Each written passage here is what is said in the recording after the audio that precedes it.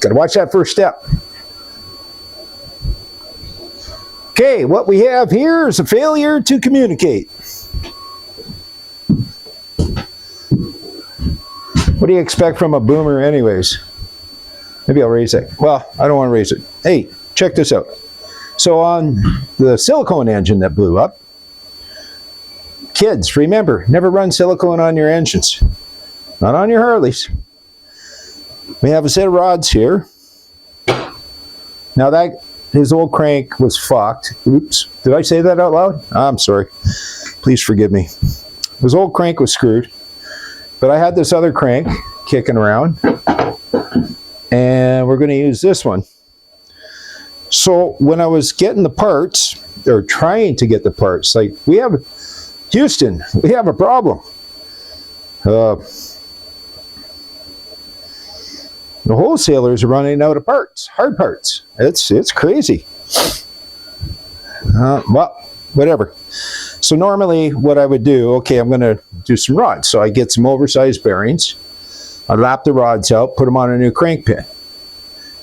Well, as old Chuckles would say,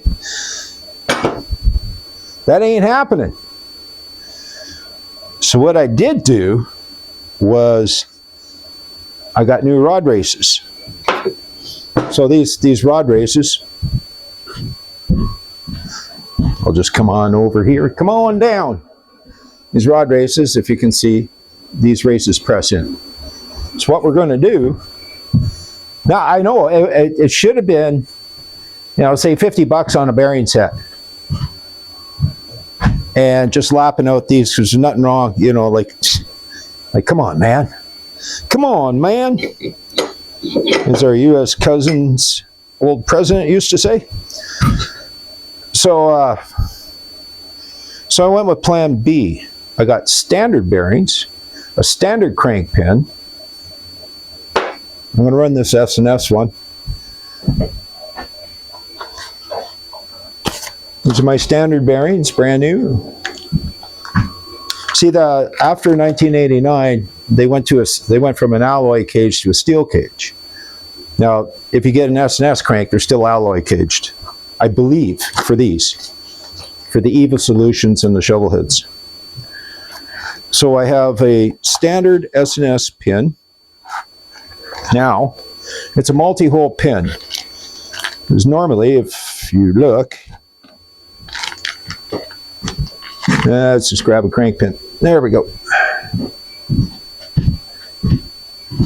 Come back on around.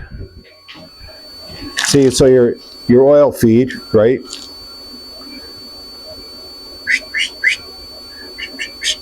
Oil feed. So anyways, you got one hole, and that feeds all 3 sets of bearings on the 2 rods.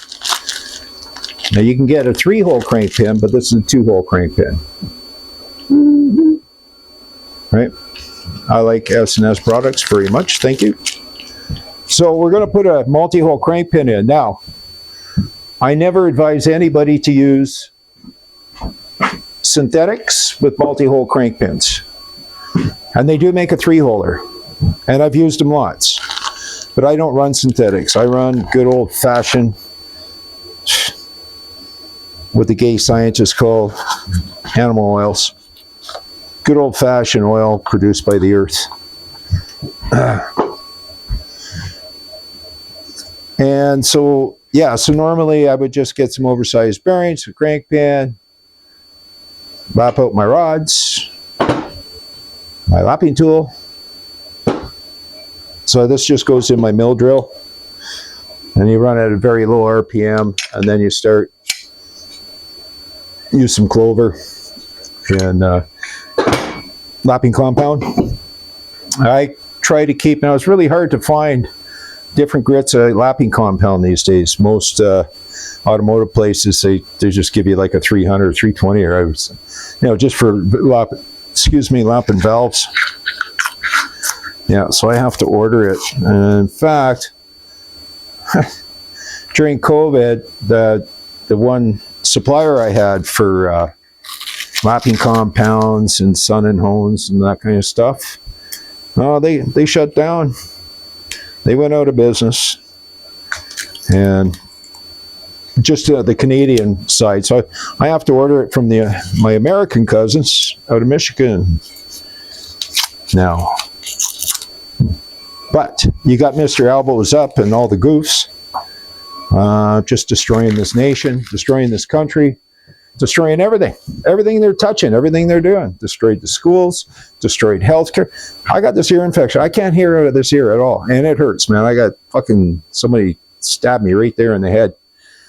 And so last week I phoned the doctors. They can get me in by April 15th or something.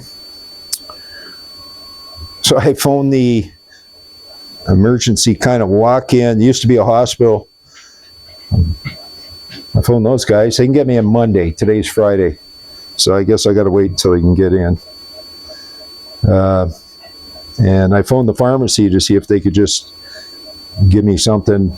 And they can't. They can only do it for female urinary tract infections. So whatever that is. So what we're going to do is we're going to heat these up in the toaster oven, get them warm. I'm going to put these babies in my beer fridge freezer. And then we're going to press these out and press these in using, basic rod jig. I got a brand new one of these. I should use it just to break it in. I use these for pressing shit in and out for all kinds of stuff. Yeah, I might even grab. Yeah, I got to celebrate and use my new one. What am I saving it for? My old age? Too late. I'm here. Then the other thing we're going to do with these rods is we are going to kick out these bushings. And we are going to press in new bushings, wrist pin bushings. We're going to use this non-taper bit. Let's see if I can get this out of here. This one here, who made this one? I don't know if this is Jim's or... Oh, this is Jet. Ramjet. So it's a non-taper. It does both Sportster and Evo Solution, shovel heads, pan heads. Just not Twinkies. I got a different one for Twinkies. They're bigger. All right, and that's for extracting these. So after I install the new races, install the bushings, I'm going to blueprint these rods. And what do I mean? I'm going to put a cut in the side of these rods here and a cut there. I might go like this. This way and this way. On both sides. And all that does is it's just an oil pickup. To keep oil there and without wearing out your thrust washers on your flywheels. That's this copper looking thing. But it's not copper. And we're also going to drill a small hole on these rods right here, the bottom of the wrist pin holes on both sides. And then I'll taper the hole, right? So it will be also for oil pickup and for better oiling on the wrist pin bushings. And then I'll lap out these rods, and then I will cut these to size for the wrist pins. Of course you do it before, because if you don't, then you're going to have jagged and shit and this and that, blah, blah, blah. So that's what we're doing with the silicon engine. Now, oops, I deleted another film.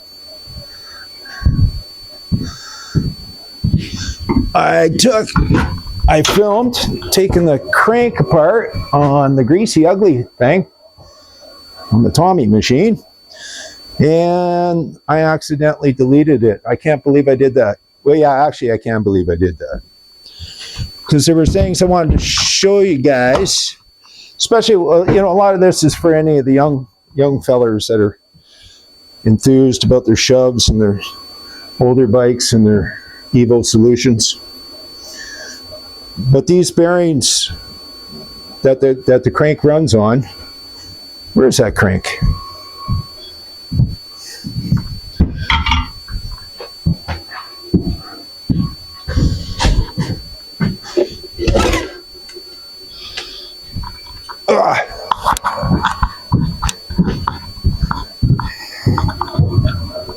So these bearings, these are your Timken tapered bearings. The minute they're pressed onto the shaft, so the minute I pulled the case off, I ruined the one bearing, guaranteed, without a shadow of a doubt. Anytime you pull a bearing like this, you can't use it again. It'll look good and everything else, but it will fail if you try to reuse it, never to reuse it. And then the other thing I lost is I showed how to tell if your bottom and your rods for good. Now these did pass just fine. So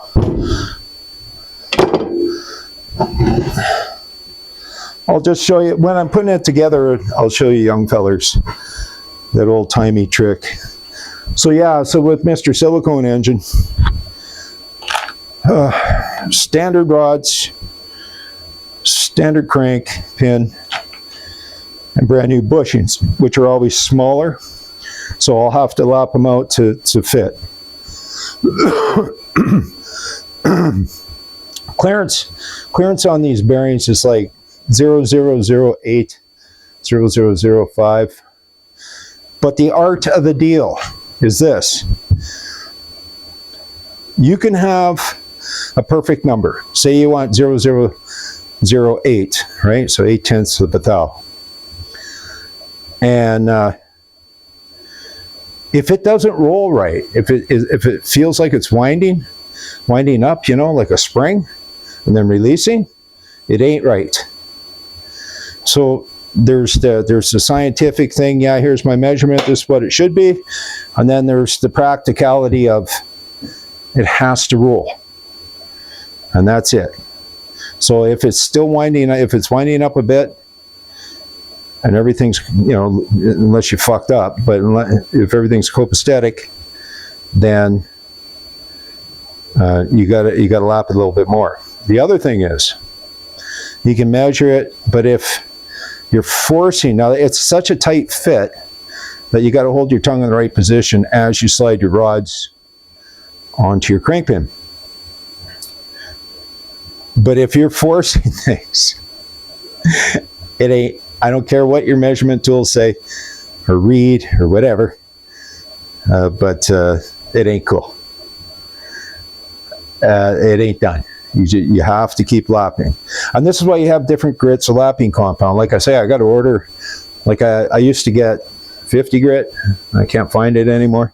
But I got 80 grit. I got 120 grit. I got 200 grit. I got 220. I got 300. 300. You know, like you get into the super fine stuff, and that's just for mating my valves, just to finish them off. So that's the Evo Salute. We'll call it the silicon engine. All right, the other thing is, so, you know, the cases were holding a bunch of oil, which is not unnatural for a bike that sits. But then as I was making the last film, you know, and looking at this wonderful gear, I'm kind of curious. Like, it's not just missing those teeth. Like, these were ground down. These were ground down. I think somebody didn't fit this. I remember how I didn't find a spacer in between the thrust washer and the cam, right? If this thing was floating around, maybe it was grinding it off, or somebody didn't fit this properly or something, and it was too tight, and who knows? I don't know. Only the shadow knows. But that was definitely a failure to communicate right there. And somebody was in this engine, so that's I can guarantee you that.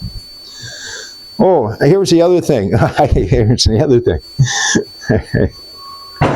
So I went to take the oil pump out. Now, this side goes in towards the pinion, right? The oil pump drive gear here, right? Your oil pump gears are here, here, and then beside. Anyways, I found the wrong clip. Now, there's nothing wrong with having the wrong clip on there. Like, the improper clip, I should say. Let's not say wrong, let's say improper. But see this clip here has ears on it, or one ear? Well, it's supposed to have two. So what? Whoever the rocket scientist was, or washing machine scientist, he put the one with the ears on the outside, and the problem. See, this one's supposed to go inside the cavity, in the timing cavity, right? And there's lots of room for that ear to roll around. And then this pin is just a straight up pin with no ears, you see? Now the reason for that is clearance. Because on your oil pump, I'll just put this in here, like so. See, on your oil pump, you see this side here? Now, the indent? Okay, that's for the end of your shaft, right? But there's no room for oil clip in there, right? This is a zero clearance fit between this outer cover and this gear. And that is so you keep up your oil pressure. See, if you look at this, oh, she made it. So anyways, that ear would have caught on the edge of this hole and broke off and went through the oil pump and everything else. Now we will pull the screen off the engine case, because there's a screen on your engine case. But I'm going to wash these things. They're getting bead blasted. There is a screen in this hole on your engine case, and it's there to catch debris before oil goes through. But we're going to find out if the screen's even in there. I mean, if a guy's putting the clips on wrong on an oil pump, okay, I just don't know what to say about that.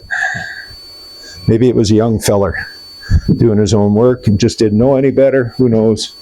It was easier for him to do it that way. Who knows? I have no clue. I have no clue. What else did I find?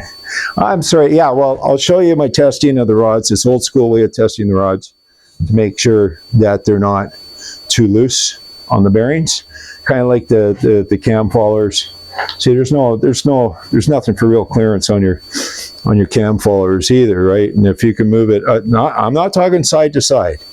I'm only talking up and down. See, I can move this up and down. So what I did was working on a budget, and I got some good lifters. I got some spares kicking around. So what we're going to do is take the best lifters of the bunch that we have, and then I'm going to replace these cam follower assemblies. But he had one here that I didn't like. This one, so I don't know if I showed this to you or got lost in one of the films I deleted. You see that scoring? Now, well, here's the issue. The oil pressure comes in and it surrounds this and it feeds the actual lifter and pumps up your lifter. And so the looser these are, or scoring that it has, oil is going to bypass this and not get up to the lifter when needed. So you'd mostly notice that at an idle. You know, you might hear some ticking going on in your valve drain. Or not. And if Tommy's watching this, you go, there was no ticking. I never ticked. I didn't hear any ticking either. I was over at my brother's place, and him and Tommy were playing around with the B-carb. They were putting the B-carb on there. And And I took it for a pilot. Yeah, I didn't hear anything weird or nothing. So, but still, I'm in the engine. I'm not putting that back in. It's against my religion, man. It's definitely not the way of my people. So I got my course home done on these cylinders. So I got them to where I want them before I finish. But before I do any finishing honing, I'm going to use my abrasives and stuff. I'm going to take all this ugly black spray paint off, and we are going to lap the bottom of these jugs so that they're definitely planed.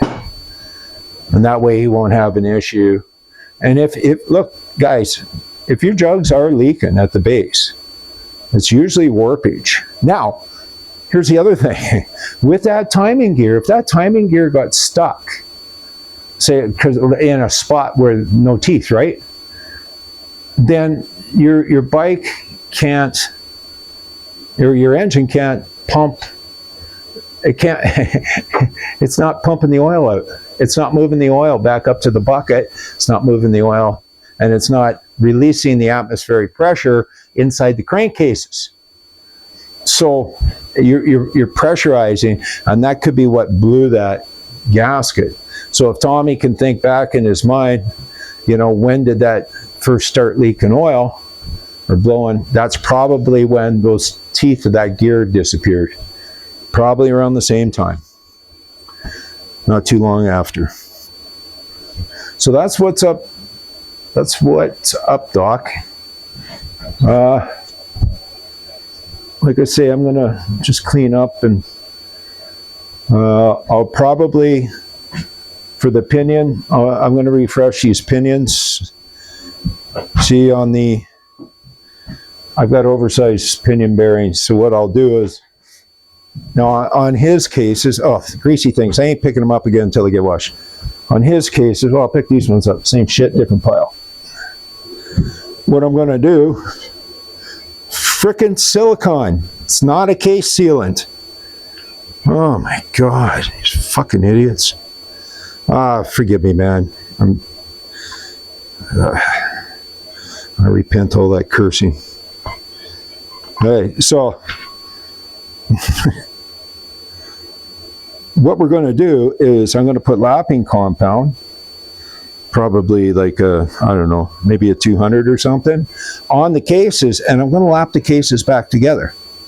And then I'm going to make two mated pieces of metal. They will, and when they're lapped together, they're mated together.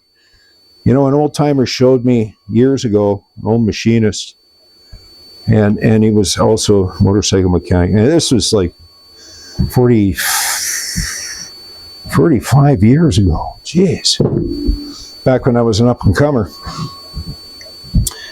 And he showed me that two mated pieces of metal make a better seal than any gasket. And in fact, the gasket is the weak point. That's why you don't want to have too much gasket goop, and so on and so forth. If you can mate your pieces back. These, when we do these, we're not doing the top of the case, but when we do these have a tendency to warp pretty much in the small sides. And if you get your warpage, this is your oil hole here, your oil journal. If you get your warpage here on this, and that tends to leak there. So let's see, this is my front, and this is it. So I would think that no, it did, but it did blow here. But then again, okay, so if that crank breather, say, stopped turning because of the lack of teeth, and he built a bunch of pressure in there, that would blow those gaskets too. But these naturally have, you know, the Evo solutions do warp. It's a natural thing with them. And so these are old. And looking at his taper and everything that he had and the wear on his jugs, I would say he's got to have, you know, Well, it's hard to say. How hot did they run it? Blah, blah, blah. But, you know, bottom line on the Evo Solutions, you'll get, for sure, 2 top ends before you got to do a bottom end. So, and I did check out those rods, and they were nice and tight, so I'm not going to worry about it at this point. If I wanted to upsell them, I have a set of rods with a crank pin and everything sitting behind me on the shelf. But I'm lazy. No. It's a budget build, and I'm trying to keep the cost down for him. He's going through his own hard times right now, like we all do. And I'm not sure if I canceled that film too or not, but I found him a real manifold I had. So I'm going to put a real manifold. Besides that, his old ones, I think I did show you guys a piece of crap, but it's 38 mil, and he's running a 40 mil carb. This is a 40 mil manifold. So that actually mates up a lot better. There's no humps to jump for the fuel. Yeah. Okay, I think that's the film on this project. And I'm just going to stop fooling around with filming. Hopefully I don't delete this, but I'm going to get to work on lapping these rods, replacing these. I have a jig. When you're doing these bushings, you can't just drill a hole. If the young guys, I know people like to use brake hones, or they used to, and I've seen some young guys using brake hones. The problem is the brake hones will taper like this. You'll get a low point on each side and a high point in the center. I mean, if you got nothing else and it's a brand new one, just be careful. But with this tool, I have a jig where I mount the rod. I get the rod mounted square, and then I can get that ream. I can get it square, totally perpendicular to the hole. And that's so important. Otherwise, your piston will end up like this or end up like that. And you don't need that hassle.